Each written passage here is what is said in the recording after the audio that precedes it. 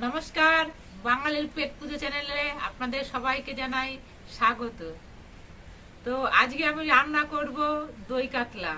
তো দই কাতলা আমি কিভাবে রান্না করছি আপনাদের সঙ্গে শেয়ার করছি। তো পুরো ভিডিওটি দেখতে থাকুন। তো প্রথমে মাছের নুন আর হলুদ মাখিয়ে নিচ্ছি।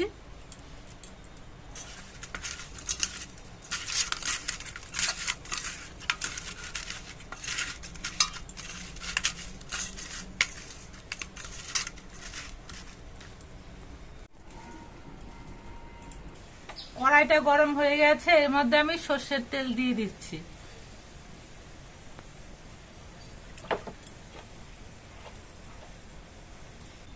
মাছগুলোকে ভেজে নিচ্ছি।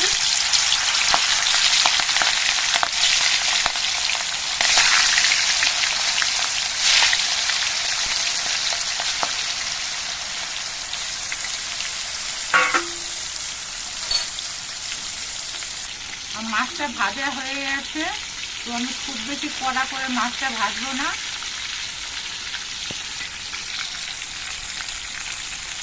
মাছগুলোকে আমি তুলে নিচ্ছি। প্রথমে আমি কড়াইতে দুটো তেজপাতা, দুটো শুকনো লঙ্কা দিয়ে দিলাম।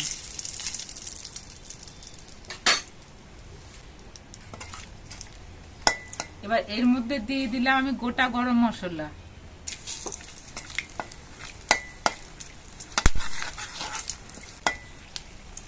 এবার এর মধ্যে দিয়ে দিচ্ছি আমি গোটা জিরে।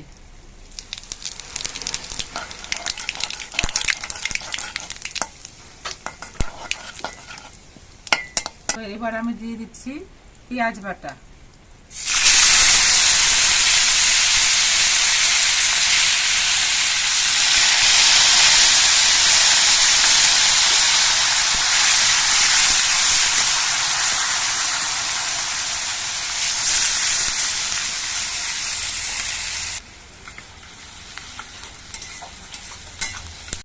পেঁয়াজ বাটাগুলো লাল লাল হয়ে গেছে, এবার এর মধ্যে আমি দিয়ে দিচ্ছি 2 চামচ আদা বাটা।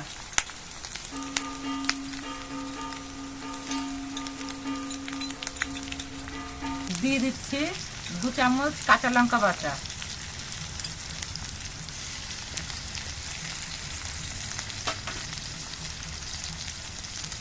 দিয়ে দিচ্ছি 2 চামচ জিরে বাটা।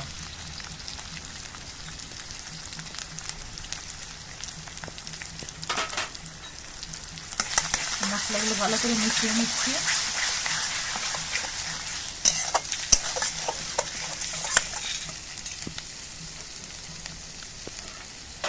এবার এর মধ্যে দিয়ে দিচ্ছি আমি টমেটো বাটা 2 চামচ।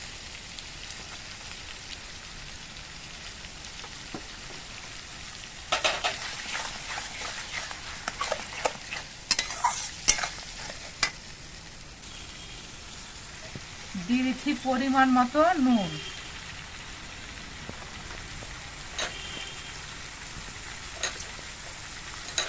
আর চেরা কাঁচা লঙ্কা।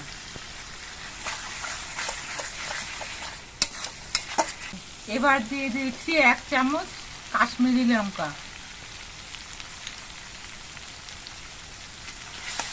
মশলাটা ভালো করে মিশিয়ে দিচ্ছে।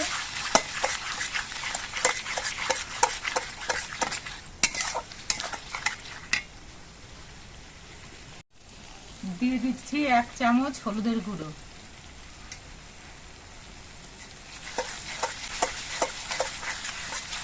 এবার মশলাটা কষাতে থাকবো।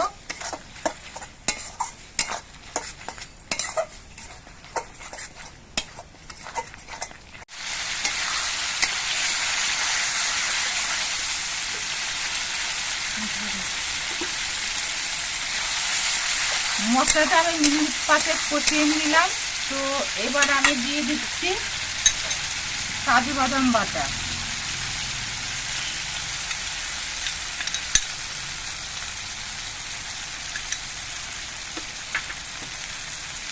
আর দিয়ে দিচ্ছি ফেটানো টক দই 2 চামচ পরিমাণ।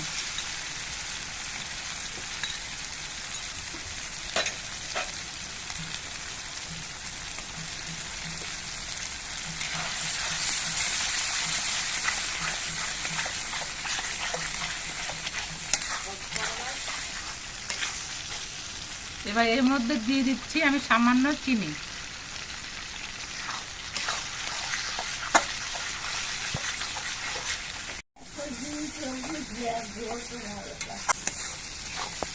কষানো হয়ে গেছে, এবার এর মধ্যে আমি অল্প পরিমাণে জল দেব।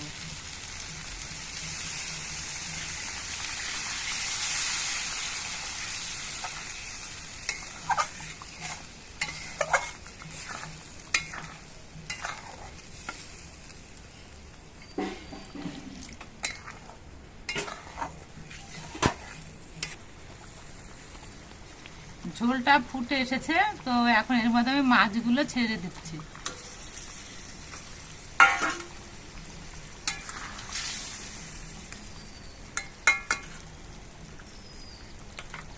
এবার আমি ঢেকে রাখবো খানিকক্ষণ।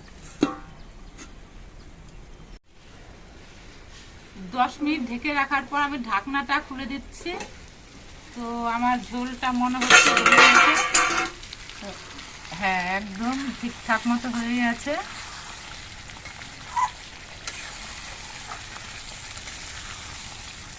খুব ঘন হয়ে গেছে।